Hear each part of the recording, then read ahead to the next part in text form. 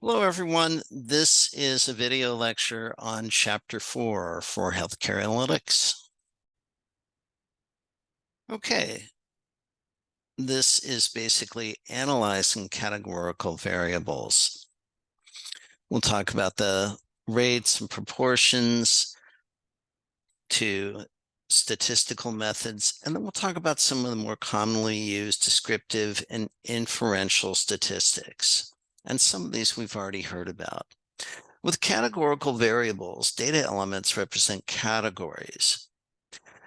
They're not in any, they could be in nominal, meaning that they have no natural order, or they could be ordinal, meaning they have an order.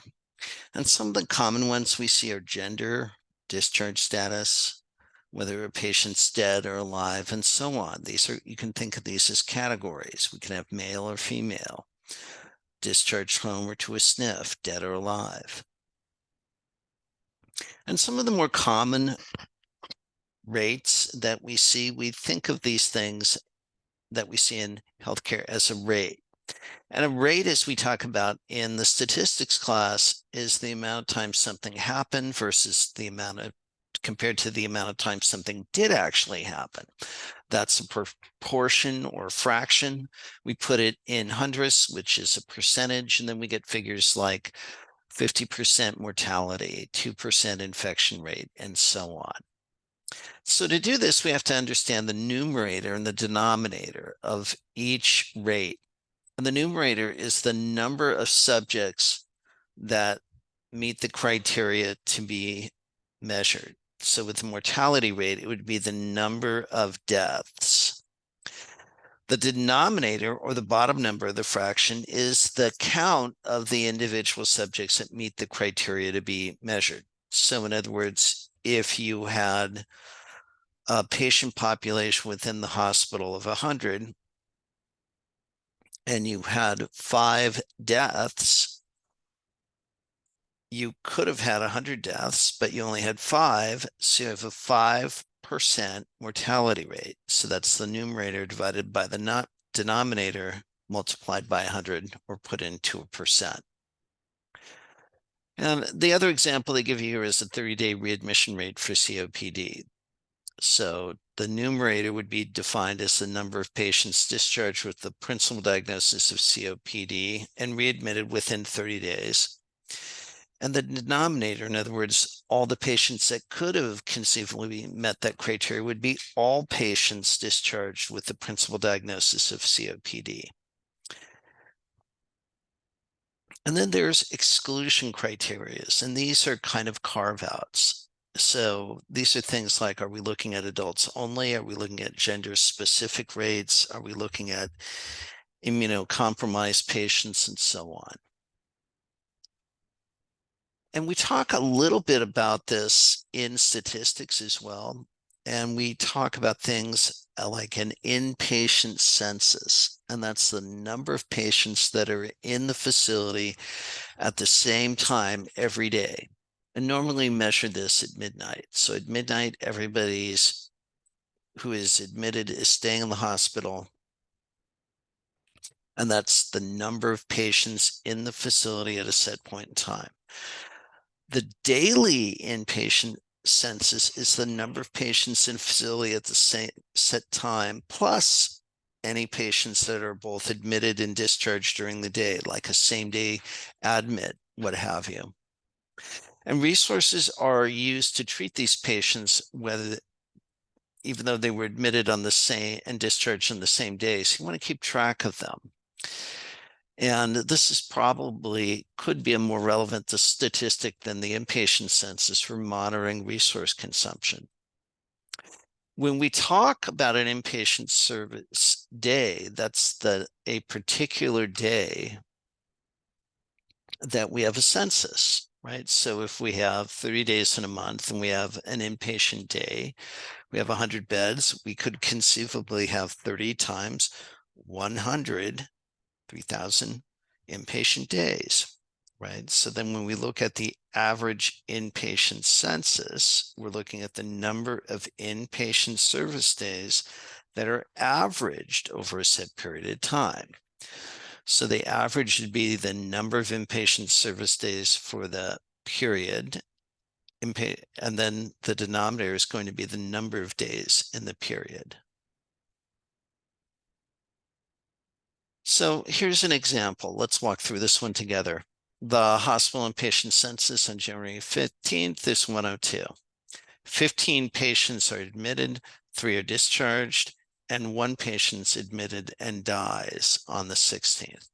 So what is the inpatient census for the 16th? Well, we start with our 102. We have 15 admits, that makes 117. We have 3 discharges, gives us 114. So how many inpatient service days were provided?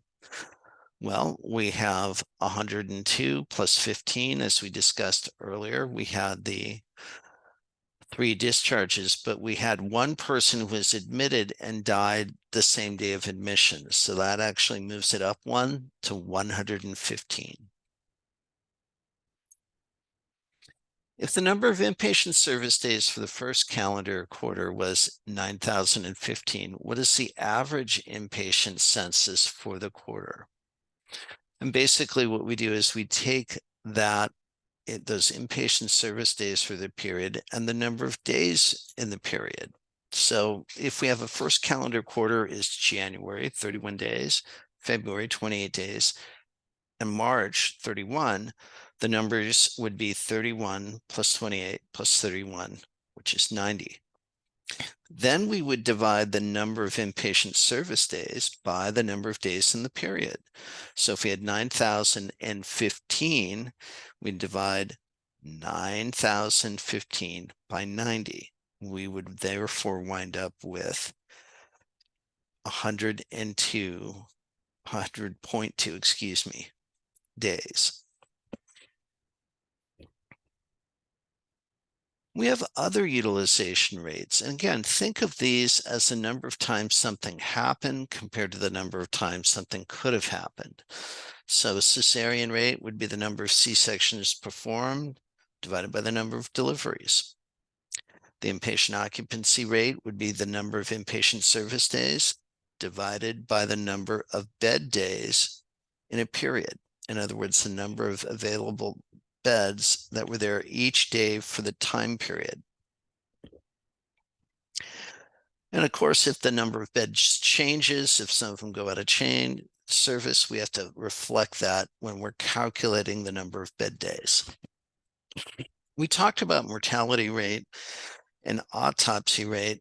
This is a very, very similar. The gross autopsy rate would be the number of autopsies performed divided by the number of patients that died while in the hospital during that time period. So again, if we have 9,015 inpatient service days and the facility had 120 beds available until closing 20 beds on March the 1st, what is the inpatient occupancy rate? The first step is to find out the number of bed days. So we take those 120 beds available, multiply them by the number of days in the month. So for January, we'll have 3,720 bed days, February of 3,360 bed days, March 3,100 bed days. And then we're going to divide those inpatient service days by the number of bed days. So we divide the 9,015 by 10,180, and of course we wind up with 88.6%. So that's the inpatient occupancy rate for that quarter. So in other words, 88.6% of the beds were filled in that time period.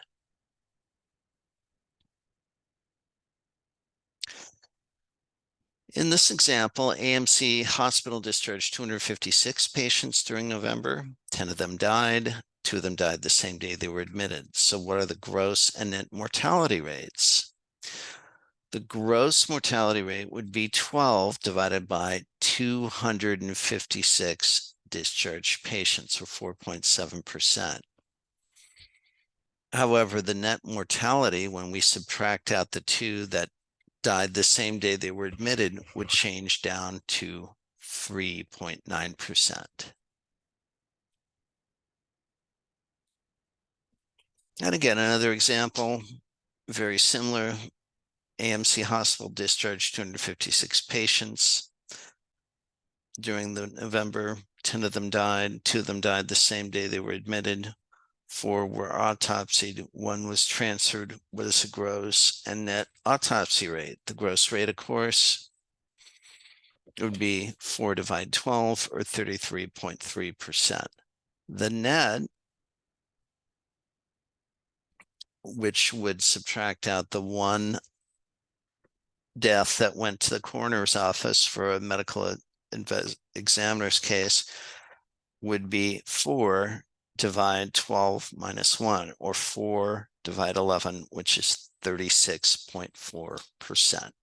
So you can see just small changes in the numbers will affect these rates.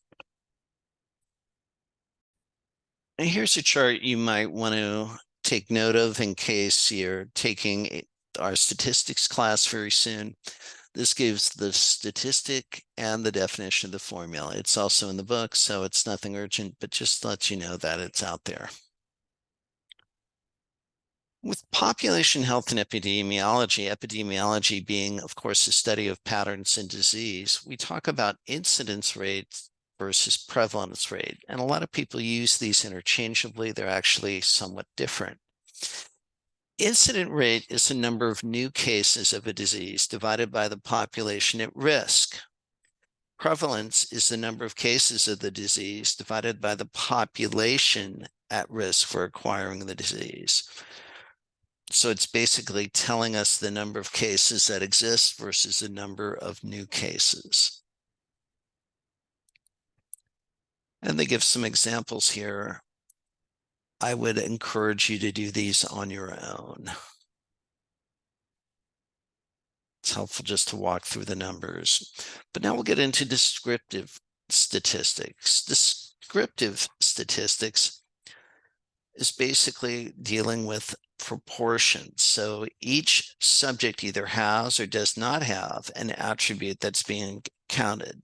So in other words, somebody's either dead or alive, their success or failure, yes or no. It's essentially binary.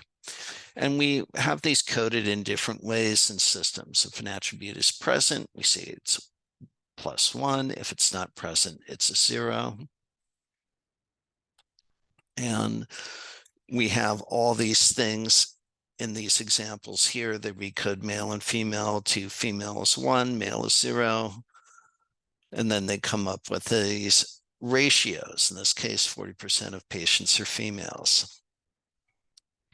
We also look at frequency distribution. So we're talking about a count and a percentage. So in other words, we're counting all these, and say with the first example of 99281, we're talking about a total frequency of 213,773, which is 1% of the 14 million. And of course, as you've seen, we can put these into all kinds of different graphs. Pie charts are good for nominal data where you have categories, male and female. We can also do bar charts, kind of talk about the frequencies, put these things into histograms, the number of cases in each category, in this case, CPT codes. And then we have contingency tables, and these are used to display and analyze relationships between two categorical variables.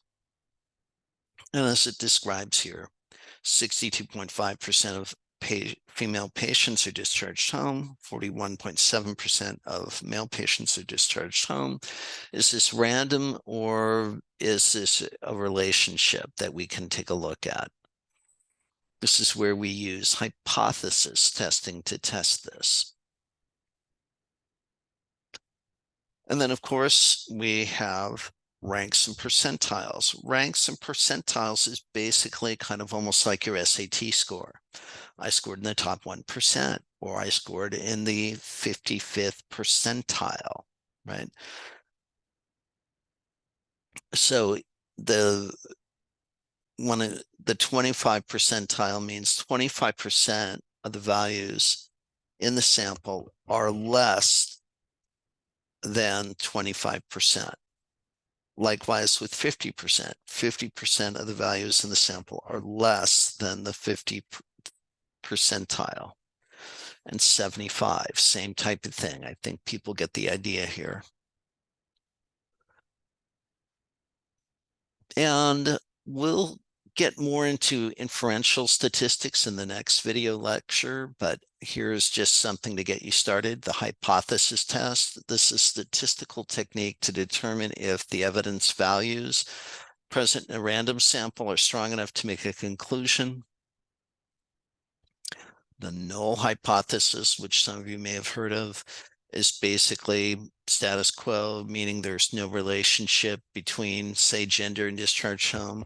And then the alternative hypothesis is kind of like the complement. So in our example here, there is a relationship between gender and discharge home. And that's all I have for you. We'll see you online. Thank you for watching.